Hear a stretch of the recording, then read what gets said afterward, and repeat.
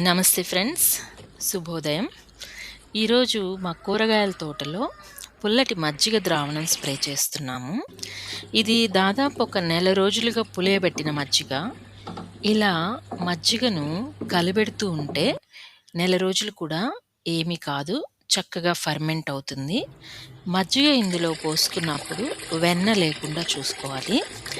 ఈ పులియబెట్టిన మజ్జిగను మనము కూరగాయల మొక్కలకు, వరి పంటకు, అలాగే పండ్ల చెట్లకు కూడా స్ప్రే చేయొచ్చు. ఇక్కడ మేము 4 లీటర్ల మజ్జిగకు 16 లీటర్ల నీళ్లు తీసుకున్నాం. అంటే 1:4 రేషియో తీసుకున్నాము.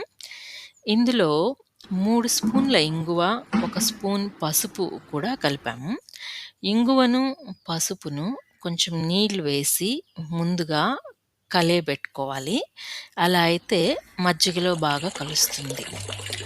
ఇలా ఇంగువతో పాటు పసుపు, పుల్లటి మజ్జిగ అన్నీ కలిపి స్ప్రే చేయడం వలన మొక్కలకు మంచి పోషకాలు లభిస్తాయి. నేలలో ఉన్న పోషకాలు మొక్కలకు సులభంగా తీసుకునేలాగా సహాయపడుతుంది.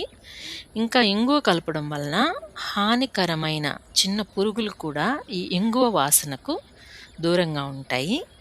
ఇవన్నీ ఇలా సిద్ధం చేసుకొని ఇప్పుడు మనం తోటలోకి వచ్చేసాం.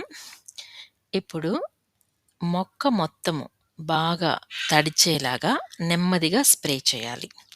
మీరు కూడా ఒకసారి ప్రయత్నం చేసి మీ అనుభవాన్ని కామెంట్స్‌లో చెప్పండి. Thank you friends.